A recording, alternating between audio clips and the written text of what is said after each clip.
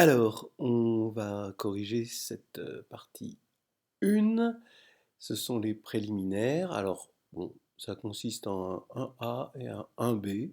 Alors, allons-y. Le petit 1, donc on a K qui est un corps, mais il n'est pas spécifié ce qu'est K. Donc, soit E, un K espace vectoriel de dimension finie. Petit a, soit U et V, deux endomorphismes de E, tels que U rond V égale V rond U. Démontrer que pour tout lambda dans K, ker de U moins lambda id est stable par V. Plus généralement, démontrer que pour P dans K de X, le sous-espace vectoriel ker de P de U de E est stable par V. Bon, moi j'accepterai totalement de faire la deuxième question d'abord, et ensuite de dire que la première est un cas particulier de la seconde, quand P égale X moins lambda. Voilà. Ça peut être risqué, on peut se dire, ah, est-ce qu'ils enlèvent des points? Non, normalement non. Alors, comment montrer ça? Comme V et U commutent, V commute avec P de U. Alors peut-être qu'on pourrait dire, comme c'est une première question par récurrence, V commute avec toute puissance de U, puis toute combinaison linéaire de puissance de U, donc tout polynôme en U. Voilà. Et puis ensuite, eh bien, on prend un vecteur x de ker de P de U, et il faut montrer que V de x appartient encore à ker de P de U. Donc on fait P de U de V de x, et par la commutation qu'on a démontrée, ça fait V de P de U de x, et donc ça fait V de 0, ça fait 0, et on a gagné. Petit b, soit L une partie commutative de L de E, dont tous les éléments sont des endomorphismes trigonalisables de E. On suppose qu'au moins un élément de L n'est pas une homothétie. Alors vous voyez, c'est surligné par la personne qui a fait l'épreuve. Hein. C'est émouvant. Toujours. On sent le vécu. On sent le combat.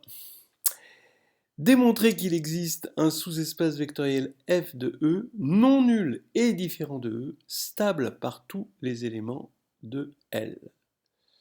Alors, il est clair, vu la position de la question, que le stable par tous les éléments de L va provenir du petit a. Il va falloir une démonstration qui tienne bien la route avec l'utilisation des hypothèses trigonalisables, commutatives, et un élément qui n'est pas une homothétie. Alors, voilà comment j'alignerai un peu les arguments. D'abord, tous les endomorphismes U de L sont trigonalisables, donc les qui U sont scindés, les polynômes caractéristiques. Un endomorphisme particulier que l'on va appeler U0 n'est pas une homothétie, et on va prendre lambda, une valeur propre de U0.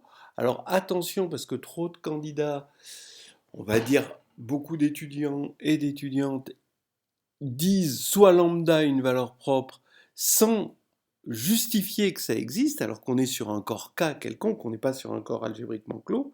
Même si on était sur un corps algébriquement clos, il faudrait quand même le dire, hein, car K était algébriquement clos, mais là, voilà. Il faut dire que lambda existe, on ne peut pas prendre une valeur propre sans expliquer qu'elle existe. C'est pas un droit acquis dans la Constitution. Donc elle existe car qui U0 est scindé, donc c'est le petit 1. Troisièmement, bon, on va prendre f égale ker de U0 moins lambda identité.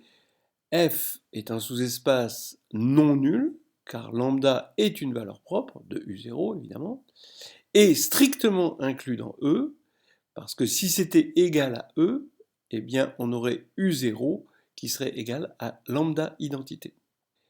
Or, U0 n'est pas une homothétie. Voilà. Et maintenant, par la question précédente, f, ici, est stable par tout U dans L.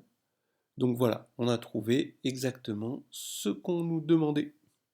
soit E un K-espace vectoriel de dimension finie, L une partie commutative de L de E, donc tous les éléments sont des endomorphismes trigonalisables de E, F un sous-espace vectoriel de E, non nul, distinct de E et stable par tous les éléments de L. Bon, ben voilà, donc on est dans les conditions précédentes. N, dim de E, M, dim de F. On a donc M est compris entre 1 et N-1, oui, parce que c'était non nul et différent de E. N supérieur ou égal à 2. On nous le rappelle. Effectivement, on fait bien de nous le rappeler, parce que si N est égal à 1, en fait, on ne pourrait pas avoir au moins un élément de L n'est pas une homothétie. Mais on n'avait pas besoin de l'exprimer dans le petit b. Disons, on ne peut pas se dire, tiens, on a loupé quelque chose parce qu'on n'a pas dit que n était supérieur ou égal à 2 dans le petit b. Les mathématiques, c'est la vérité, mais ce n'est pas toute la vérité. C'est rien que la vérité. Et la vérité. Donc, on fixe une base E1 jusqu'à EM de F que l'on complète en une base de E. Très bien. Petit a justifié que pour tout élément U de L, la matrice MU de U dans la base E s'écrit comme ça, de façon triangulaire par bloc. Bon, bah en fait, elle s'écrit par bloc, évidemment, comme toute matrice, et on a un bloc nul ici qui exprime le fait que F est stable par tous les éléments de L, c'est-à-dire tout U. Donc ici, on a effectivement ces tailles-là. Bon, ça pose pas de problème. Pour UV dans L2, établir la relation AU-AV égale AV-AU et CU-CV égale CV-CU. Ben oui, c'est juste du calcul par bloc. Alors regardez le calcul par bloc. Quand on va faire MU fois MV, ben, le calcul par bloc nous donne... Alors faut dire, faut rédiger. Le calcul par bloc donne donc ici AU, ici on a 0, ici on a quelque chose, j'ai mis une étoile, mais on s'en fiche en fait, et on a CU, CV.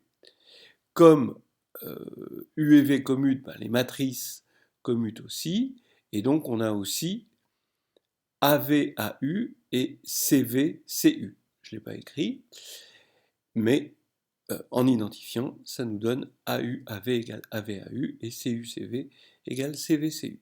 B, soit U dans L, calculer qui U en fonction de qui AU et qui CU, en déduire que les matrices AU et CU sont trigonalisables. Bon, bah là, c'est encore un calcul de déterminant par bloc, c'est-à-dire qu'on va faire le calcul de déterminant de X identité moins MU, et donc, comme on a des matrices triangulaires, on va prendre le déterminant, et on va avoir qui U égale qui AU fois qui CU. En déduire que les matrices AU et CU sont trigonalisables. Alors il faut bien voir que comme qui AU divise qui U dans K de X, et que qui U est scindé parce que U est trigonalisable, ça va impliquer qui AU est scindé. Donc AU est trigonalisable. Alors, bon, et de même pour CU. Peut-être, je ne sais pas, est-ce qu'il faut dire quelque chose sur le fait que si on divise un polynôme scindé, alors on est soi-même un polynôme scindé. Il faut bien se rendre compte que cela vient du fait que k de x est factoriel. Donc quand on a une divisibilité comme ça,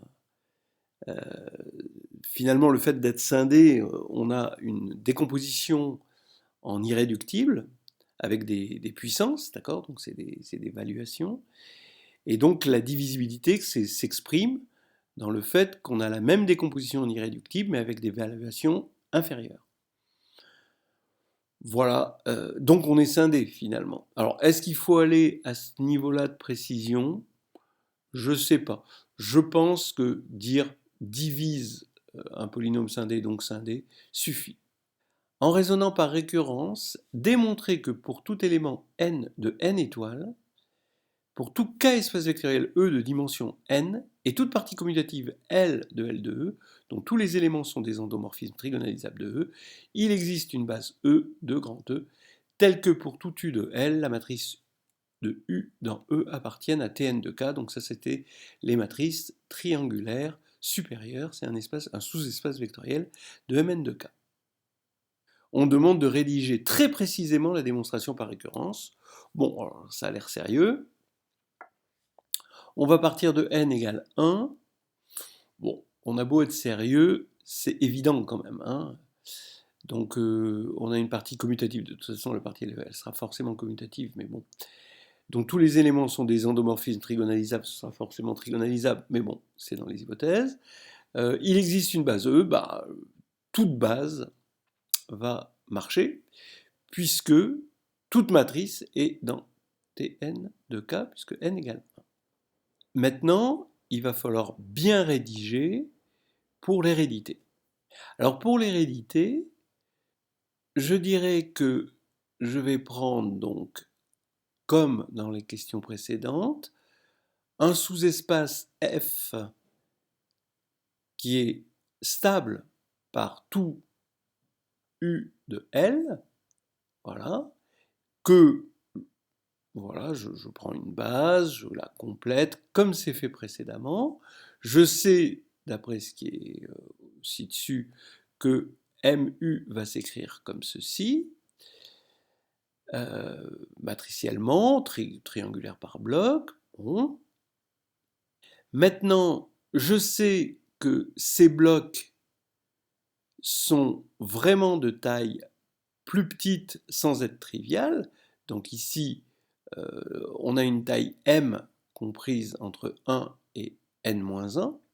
Et du coup, ici aussi, on a une taille n-m qui va être comprise entre 1 et n-1. Voilà, donc ça c'est important, les tailles. Et le fait d'être compris entre 1 et n-1 permet d'appliquer la récurrence. Vous remarquerez au passage que c'est une récurrence forte. Ce qui me permet d'avoir une matrice P indice A qui trigonalise AU. Donc P indice A est une matrice inversible de taille M, telle que PA, AU, PA-1 est triangulaire. Voilà. Et pareil pour PC, qui va être cette fois-ci de taille N-M. Voilà. Donc je construis la matrice par bloc PA0, 0, PC, qui est inversible, d'accord, son déterminant, bon, évidemment, est non nul. On peut même dire que son inverse, c'est PA-1, PC-1, en blocs diagonaux, évidemment. Et maintenant, quand je vais calculer cette conjugaison de cette matrice sur ma matrice MU, eh bien, je sais que j'obtiens ici PA, AU, PA-1, 0, PC, CU, PC-1. D'ailleurs, entre parenthèses, j'ai mis une étoile parce que je me fiche de ce qu'il y a ici. Mais c'est très facile à calculer parce que là, j'arrive de la gauche, donc je multiplie la ligne. Donc j'ai PA, BU. Et là, je viens de la droite, donc je multiplie par la colonne, ce qui fait que ici, j'aurai PA, BU, PC-1, ici. Mais je m'en fiche, en fait.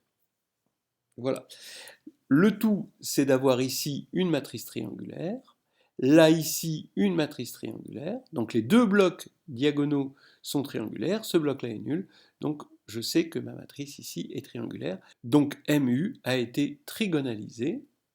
Et on remarquera au passage, évidemment c'est important, que la matrice qui a permis de la trigonaliser ne dépend pas de U. Petit b, soit n un entier supérieur ou égal à 2, expliciter le couple AB de TNK2 tel que AB est différent de BA. La réciproque de la propriété démontrée dans la question A est-elle exacte? Bon, si on arrive à démontrer qu'il en existe deux différentes, la réciproque de la propriété ne va pas être exacte parce que la propriété, la réciproque, ce serait que Si tout appartient à Tn de K, s'il existe en tout cas une base telle que les matrices appartiennent toutes à Tn, alors ça commute. Ben non, ça commute pas forcément. Ce qui aurait été vrai si on avait remplacé trigonalisable par diagonalisable, et donc ici appartiennent à Dn de K, c'est-à-dire les matrices diagonales. Là, ça aurait été vrai, mais ici, c'est faux. Bon, donc il nous faut se fendre d'un petit contre-exemple, et je vais le faire. Alors, qu'est-ce que ça veut dire qu'un contre-exemple? Ça veut dire qu'on nous demande un n supérieur ou égal à 2 et k quelconque, attention. Donc je commencerai par faire n égale 2, où je montre, voilà, ici, fois ça, voilà, A et B.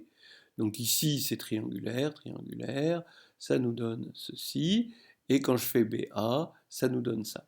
Alors j'aime bien avoir que des 1, parce que si j'avais mis des 2, les 2, ils auraient pu, par exemple, si j'avais, je sais pas moi, si j'avais mis un 2 là, j'aurais eu un 2 là, mais je ne peux pas dire que ça c'est différent de ça, parce qu'en caractéristique 2 c'est égal.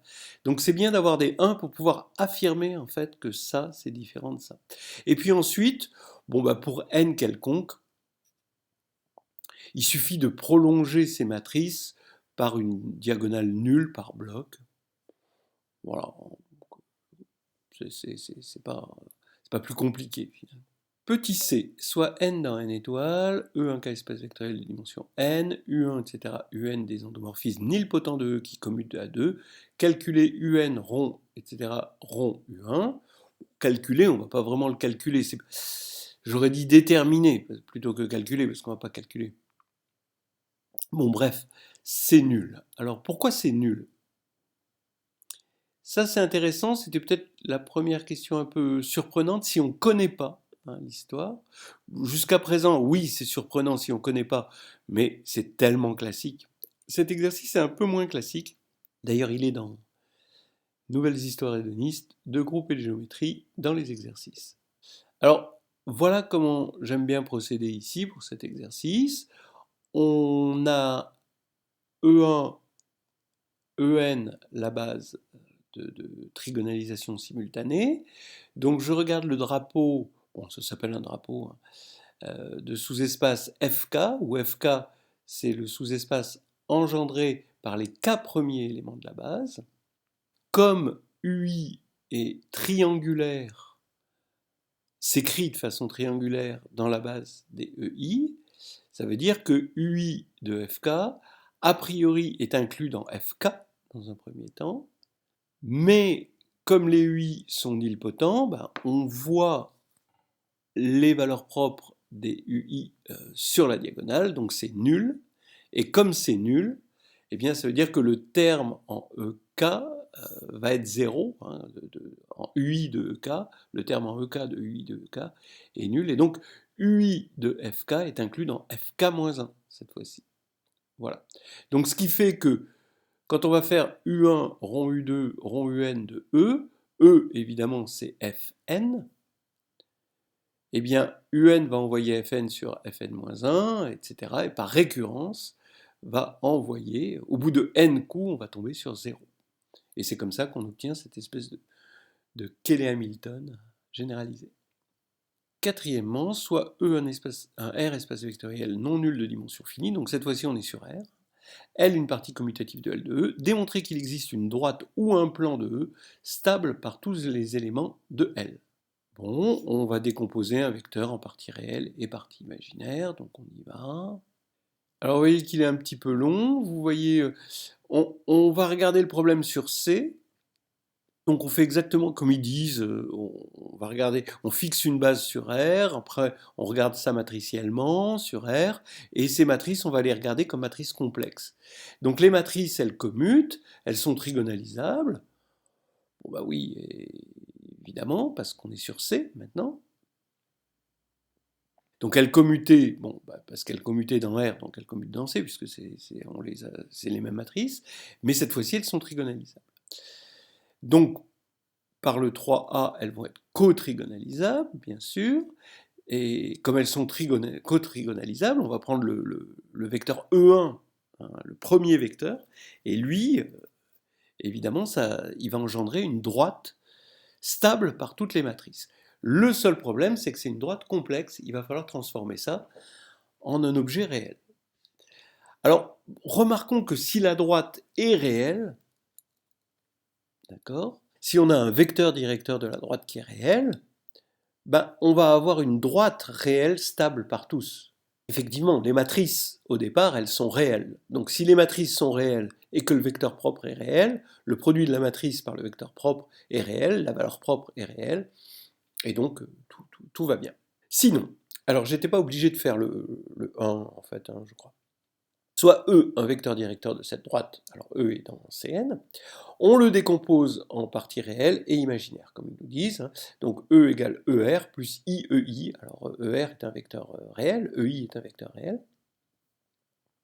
Et, bien sûr, comme E est stable, on a pour tout U une valeur propre lambda U, que je vais écrire AU plus IBU. Donc ça, c'est partie réelle et partie imaginaire de lambda U. On a une valeur propre complexe, voilà. A priori complexe. Comme U est réel, donc la matrice, en fait, j'aurais dû écrire la matrice MU de U, hein, parce que tout est matriciel ici. Quand je vais faire UE, alors U, je le vois comme une matrice, hein, UE, ça va faire UER plus IUEI. Mais UER est réel, UEI est réel, donc UER, c'est la partie réelle de UE, et UEI, c'est la partie imaginaire de UE. Voilà, ça c'est important, hein, c'est de rappeler que U est réel. Sinon, on n'aurait pas pu faire l'identification aux parties réelles, parties imaginaires. Donc maintenant, j'écris U de E égale AU plus IBUE, puisque E est vecteur propre, hein, ici, et j'identifie partie réelle et partie imaginaire. Alors comme vous pouvez l'imaginer, le calcul va nous donner U de ER va donner AUER moins BUEI, et UEI va nous donner BUER plus AUEI. Mais là, cette fois-ci, c'est tout réel. Tout est réel. Donc on voit bien que si je regarde le sous-espace engendré par ER et EI, que ce soit un plan ou une droite, ce sous-espace, on s'en fiche, on voit que ce sous-espace est de dimension inférieure ou égale à 2.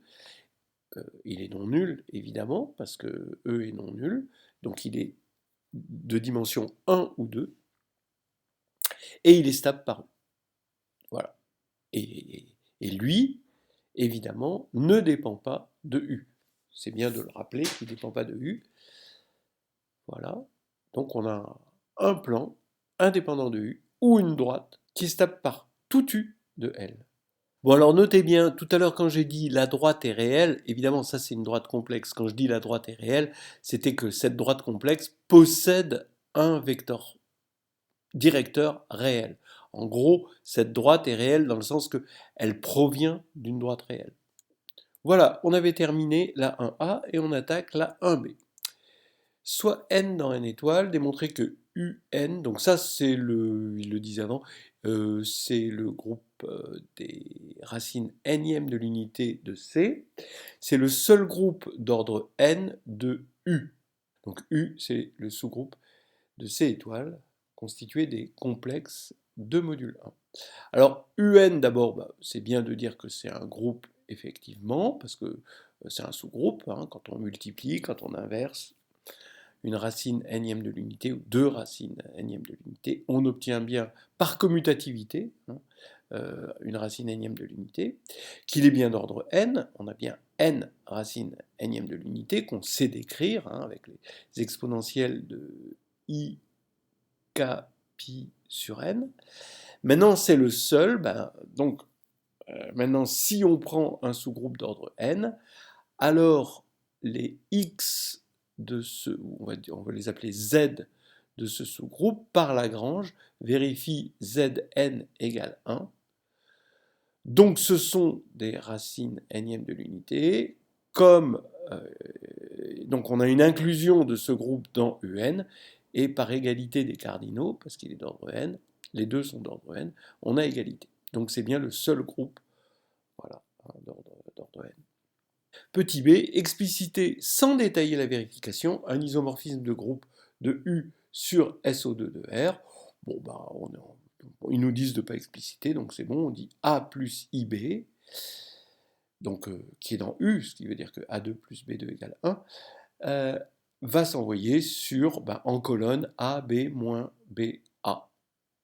On ne détaille pas la vérification, donc on le dit comme ça, et c'est bien un isomorphisme de groupe, c'est bien connu. C'est pratiquement une question de cours. Démontrer que le groupe SO2 de R admet exactement un sous-groupe d'ordre n que l'on note Rn, dont on décrira les éléments. Ben oui, c'est d'après le petit a. D'accord, pas de problème. Donc l'ensemble des sous-groupes de SO2 de R est en bijection avec l'ensemble des sous-groupes de U par cet isomorphisme. L'ensemble des sous-groupes d'ordre n de SO2 de R est en bijection avec l'ensemble des sous-groupes de U d'ordre n, puisque c'est un isomorphisme. Donc il existe un unique sous-groupe d'ordre n, et on décrit les éléments, donc on va avoir cosinus de kpi sur n, en colonne, sinus de kpi sur n, moins sinus de kpi sur n, cosinus de kpi sur n, k allant de 0 à n-1, et c'est ça les éléments. 6a, soit O qui est dans O2 de R, mais pas dans SO2 de R, c'est bizarre cette typographie. Justifier que O est conjugué dans O2 de R à S, cette matrice-là. Donc c'est dans O2 de R, moins SO2 de R, donc on sait que le déterminant est égal à moins 1, et on sait, c'est dans le cours, ça fait partie de vos théorèmes, que les matrices sont de la forme A, B en colonne, B moins A, voilà, avec A2 plus B2 égale 1. Donc le polynôme caractéristique, c'est x2 moins 1, donc ça veut dire que c'est diagonalisable, puisqu'on a le polynôme caractéristique qui est scindé simple, et ça s'écrit en diagonale dans une certaine base 1 moins 1. Maintenant, il faut montrer que cette base est orthonormée, on peut trouver une base orthonormée, et effectivement, soit je pense qu'il était accepté qu'on dise que S est une symétrie orthogonale parce qu'on est dans le groupe orthogonal, soit on démontre que quand on a U et V, un vecteur U qui est un vecteur propre pour la valeur propre 1 et V, un vecteur propre pour la valeur propre moins 1, alors le produit scalaire UV égale 0. Alors comment on fait? On écrit SU produit scalaire avec V, d'une part, ça fait UV, parce que SU égale U, et d'autre part, c'est égal à U S étoile de V, mais S étoile c'est S moins 1, donc ça va faire moins V, donc ça fait moins UV, donc UV égale moins UV, donc UV égale 0. Bon, on peut le faire comme ça, hein. Donc, ça veut dire que S est une symétrie orthogonale, je pense qu'on pouvait dire c'est dans le cours. Pour moi, c'est dans le cours. Bien. Donc, il existe une matrice qui est orthogonale, puisque c'est une matrice qui transforme une base orthonormée en base orthonormée, et qui diagonalise O. Donc ça veut dire que O est conjugué dans O de R à S. Déterminer le centralisateur CS de S dans O de R. Bon, donc le centralisateur, donc on va regarder dans O2 de R toutes les matrices qui commutent. Évidemment, on prend une matrice qui commute, elle doit stabiliser les deux droites, ces deux droites, parce que ces droites sont des sous-espaces propres de S. Mais puisqu'on est dans O2 de R, l'induit, donc si on prend un élément de C de S, je ne sais pas moi, on va l'appeler S', l'induit de l'endomorphisme, en quelque sorte lié à la matrice S', sur les deux droites, va être encore orthogonal, donc ça va être plus ou moins 1, parce que maintenant c'est orthogonal, ça va respecter la norme, mais là on est en dimension 1, donc c'est plus ou moins 1. Donc ça veut dire que sur la première droite, ça peut être plus ou moins 1, sur la deuxième droite, ça peut être plus ou moins 1. Effectivement, cela nous donne un élément de O2 de R. Pourquoi? Parce que si on prend 1, 1, ça fait l'identité. Si on prend moins 1, ça fait moins l'identité. Tout ça, c'est dans O2 de R. Ça, c'est deux rotations, finalement. Une rotation d'angle 0, une rotation d'angle pi. Et si on prend 1 moins 1, ben c'est S, qui est évidemment dans O2 de R. C'est de la forme AB, B moins A, de toute façon. Et moins S, qui est aussi dans O2 de R, parce que c'est un produit de moins l'identité fois S.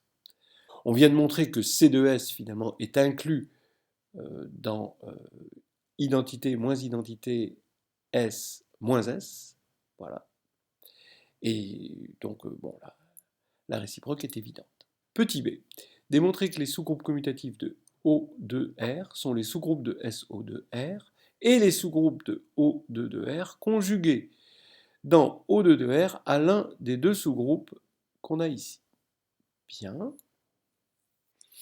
Alors, les sous-groupes commutatifs de O2 de R, soit ce sont des sous-groupes de SO2 de R, et si ce n'est pas un sous-groupe de SO2 de R, ça veut dire qu'il existe une matrice O dans le sous-groupe commutatif en question.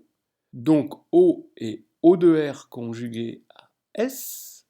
Donc il y a forcément, c'est forcément au moins conjugué à I2 de S. Mais les autres éléments sont forcément dans le centralisateur de O. Donc quand on conjugue, on va se retrouver dans le centralisateur de S. Donc c'est inclus là-dedans. Donc maintenant, le sous-groupe est forcément O de R conjugué à ce groupe-là. Et les sous-groupes ici, qu'est-ce que vous avez comme sous-groupe? Soit I2S, soit I2 moins I2. Ah, alors dans ce cas-là, oui, mais non, parce que ce serait dans SO2 de R, on a déjà fait ce cas. Soit I2 moins S, mais I2 moins S est conjugué à I2S. Il suffit de prendre juste de transposer une matrice de transposition. Hein. Finalement, on transpose E1 et E2. Donc on prend la matrice 0, 1, 1, 0, qui est dans O de R, évidemment, hein, parce qu'il faut conjuguer modulo O de R. Donc ça, il ne faut pas oublier ces petites choses-là. Voilà. Donc tous les sous-groupes d'ordre 2, c'est bon. Par Lagrange, on va avoir des sous-groupes d'ordre 4. Là, c'est bon. 2, ça y est, on les a tous faits. 1, et bien dans ce cas-là, c'est I2, mais dans ce cas-là, c'est un sous-groupe de SO2. Donc c'est déjà fait. Voilà. Maintenant, il faut penser à la réciproque. La réciproque, eh bien, ça, quand on est conjugué à ça, forcément, on a un groupe commutatif. Ça, c'est un groupe commutatif, donc quand on est conjugué à ça, O2R conjugué à ça, on est un sous-groupe commutatif. Et comme SO2 de R est abélien, tous les sous-groupes de SO2 de R sont bien abéliens. Donc c'est bon, on a ça. C'est marrant qu'on dise plus, je sais pas, j'utilise abélien au lieu de commutatif, mais bon, c'est une habitude. Ok. Alors maintenant, 7, soit A, la matrice 0, 1, moins 1, 1.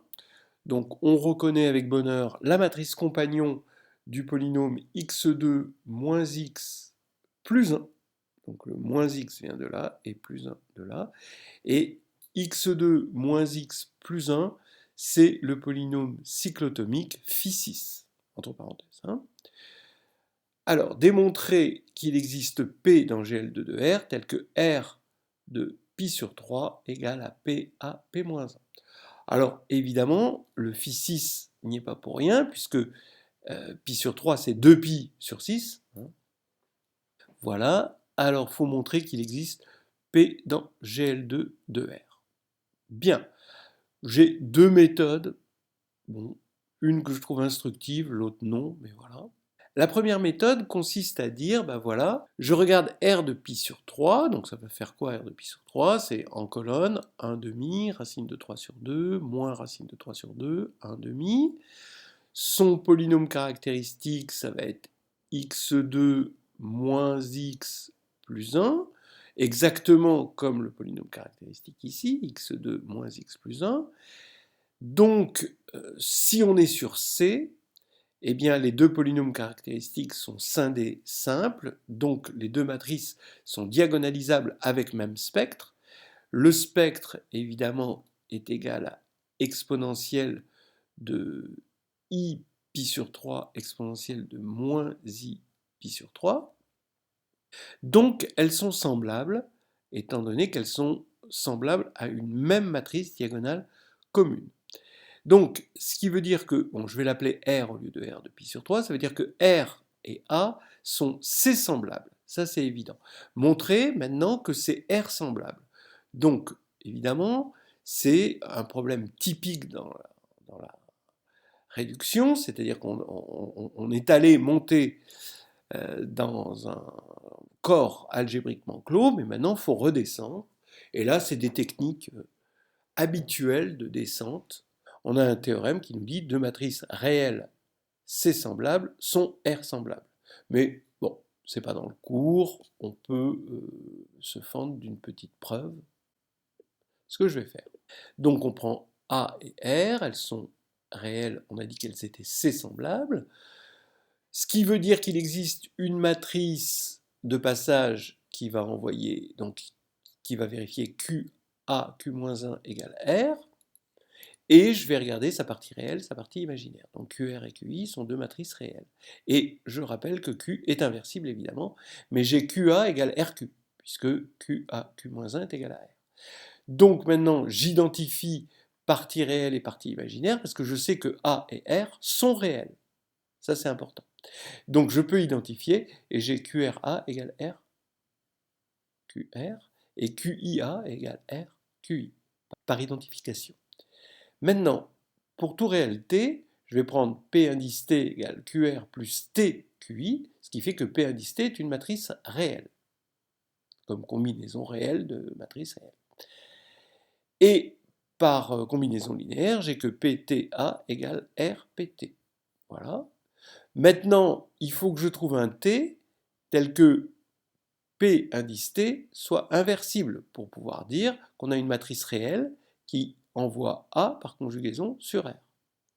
Donc je regarde le déterminant de Pt, la fonction t donne det de Pt, c'est un polynôme en t, évidemment, d'accord, puisque ici on a des constantes, là on a une constante et on n'a que t comme variable, et que déterminant c'est polynomial. Donc c'est un polynôme en t, attention, ça pourrait être le polynôme nul, mais on sait que ce polynôme ne s'annule pas sur i, parce que q est inversible. Donc quand on va faire P indice I, ça, le déterminant de P indice I est non nul. Donc le polynôme est non nul puisqu'il ne s'annule pas sur I. Donc c'est un polynôme non nul. D'accord ? C'est un polynôme non nul sur C, donc c'est un polynôme non nul, si vous voulez. Et donc non nul sur R, et là, c'est, je pense, important de rappeler qu'il est infini. Parce que si R était fini, on pourra avoir un polynôme non nul qui s'annule sur une partie finie. Mais c'est le fait que R est infini, c'est l'infinitude de R qui assure que il est non nul sur R. Donc il va y avoir un T tel que le déterminant de PT est non nul avec T réel. Et là maintenant, ça y est, on a ce qu'on veut. Maintenant, une autre méthode, eh bien l'alternative, c'est de dégainer ce polynôme. Voilà. Vous vérifiez, donc ça c'est R de pi sur 3, ça c'est A. Vous avez ici P, d'accord, et P, vous dites que c'est inversible, voilà, parce que son déterminant c'est 2 racines de 3 qui est non nul, et vous vérifiez ça, vous n'avez rien à dire, quoi, finalement, vous avez fait votre calcul sur le brouillon, qui vous le reprochera, hein. Voilà. Simplement, ça c'est plus élégant, et ça, voilà, vous le dégainez, point barre. Petit b, démontrer que le sous-groupe R6 de SO2 définit la question 5b. Voilà. Bon, bah, le sous-groupe finalement qui va être engendré. Donc on sait qu'il est cyclique, il va être engendré par l'image d'une racine primitive sixième de l'unité, et donc par la matrice cosinus pi sur 3, sinus pi sur 3, moins sinus pi sur 3, cosinus pi sur 3, c'est-à-dire R de pi sur 3. Voilà. On sait d'après ce qui précède que R6 est cyclique, engendré par ça. Il faut montrer que le sous-groupe est conjugué dans GL2 de R à un sous-groupe de GL2 de Q. Donc maintenant, il faut remarquer que A est dans GL2 de Q. Il est même dans SL2 de Z, mais on s'en fiche. Donc, toutes les puissances, comme on a un sous-groupe ici, toutes les puissances vont être dans le sous-groupe. Donc, le sous-groupe engendré par A est dans GL2 de Q. Et par P, il est conjugué au sous-groupe engendré par R, qui est ce qu'on a dit, le groupe R6. Voilà, puisque c'est l'unique groupe à 6 éléments. Voilà, c'est terminé pour la partie 1. Et on va s'arrêter là.